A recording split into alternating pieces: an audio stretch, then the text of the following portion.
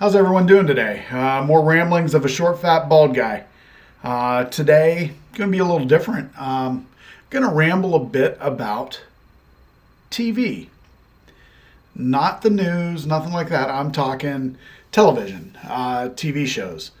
I've noticed with the release of the new television shows that obviously they are bringing some real world things into those TV shows. Mask wearing being one of them. My question, and again, I watch television for entertainment purposes only. I do watch the news from multiple sources because you can't trust anything you get on the news on just one network. But I'm thinking about like NCIS, one of my favorite shows. And they're wearing masks and they're doing the social distancing, and they've addressed in NCIS, they addressed COVID-19 and that Jimmy Palmer's wife had died of COVID-19 and he was now raising a child alone. His wife had passed away. I understand. They want to make it realistic, but yet in a way it's sort of disheartening for me because I'm watching it for entertainment. I do know people that have had COVID. I do know people that have died from COVID. So when I watch TV, I don't know that I really want that brought back up by the networks bringing it up and saying, Dr. Jimmy Palmer's wife passed away from COVID. Now he's on his own. And he, of course, was not coping well, which I don't think any of us would. As far as the mask wearing is concerned, I realize part of this, honestly, is for filming of these TV shows. And, you're got to practice social distancing. How you do that on a film set, I have no idea. Some of my other favorite shows that have not been released since COVID started, Survivor. I've applied for and auditioned for Survivor between 15 and 20 times. I've never been picked for the show. Still not too late. Maybe they'll call me someday. I doubt it, but hey, doesn't hurt to dream. But right now they're not even filming because most of their current filming had been done in and around Fiji in the South Pacific. Travel there is obviously banned at this point due to COVID-19. And, I understand in a way, but I also don't understand in a way. I realize they're blocking access from the country, in the country so they don't bring more in. My issue with it is for Survivor, you've got anywhere between a dozen and 18 contestants that are basically together for 39 days.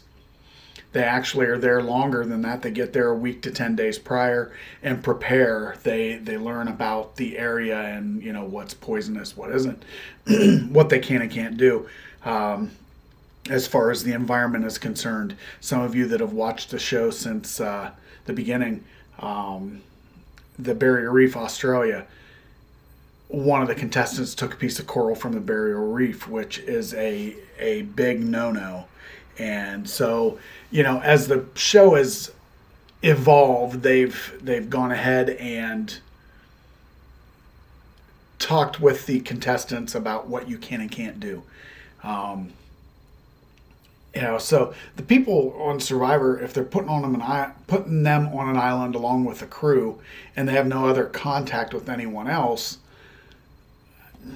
I don't know that there's a real issue.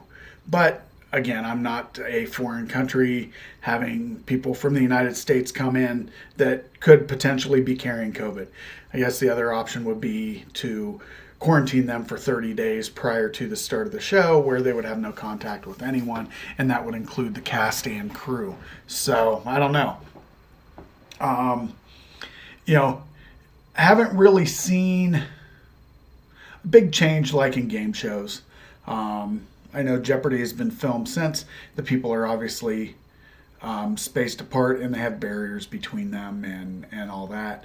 Um, you don't see a lot of handshaking like you used to.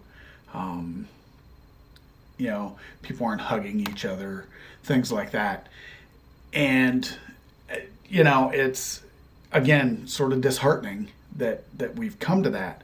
Um, I've always been a handshaker. I'm not a hugger by any means, but I've always been a handshaker, and I do it as a sign of respect for the people that I'm meeting. And so for me, doing a fist bump or an elbow bump is just ignorant.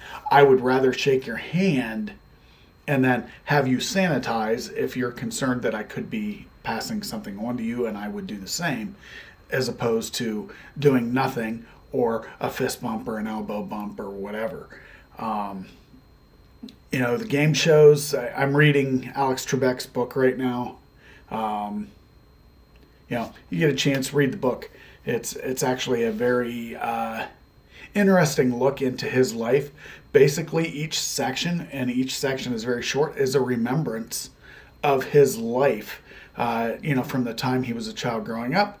I'm about halfway through. He's just got signed to Jeopardy, and so it's an interesting book. Alex Trebek really came from nothing. He grew up in Sudbury, Ontario, Canada. His dad was a cook at a hotel, or chef at a hotel, and you think about where he started to where he ended his career before he passed away, and he was actually quite amazing.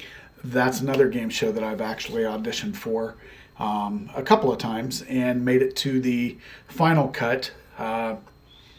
They start out with 60, and then you get cut down and get cut down and cut down till you're down to 15, and then they pick the final three. I've never made it to the final three. It's just something I'd like to try at some point, get on a game show, whether it be Survivor or whether it be Jeopardy or something like that. I got to be honest with you, though. I think as far as Jeopardy's concerned, as I've aged, I'm 59 years old, my mind isn't as good as it used to be. I used to be a font of useless knowledge. It seemed to be never ending. Typically now I can still think of an answer, but it requires more time. The synapses just aren't as quick. I don't know. It could be because, I'm a stroke survivor. I had a stroke 2 years ago, and could be age. The good thing I know for certain is I don't have hardening of the arteries. I don't have any plaque or anything like that because I've been through all those tests. And, so I'm hoping that, it's just normal aging process at 59 years old. I hope it doesn't get too bad, though. Anyway, back to television. It's funny being semi-retired as I am.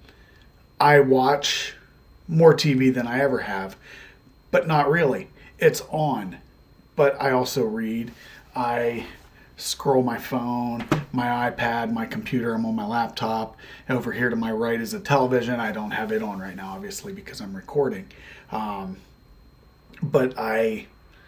it's on. It's more background noise.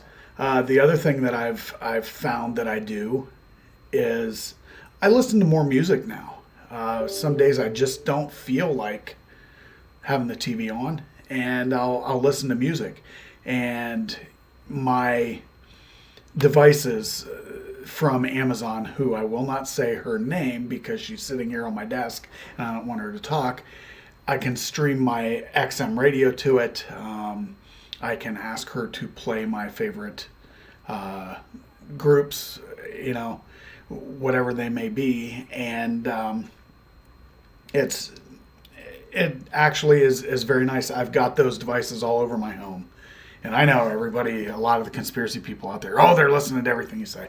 I don't give a crap. Listen away. I don't care at all. I don't say anything that I'm concerned about, and there's the key. So if you're that paranoid, don't have them, or how about you just don't say the things that you shouldn't say? whether they're a Google device, an Amazon device, uh, whatever smart home device you have.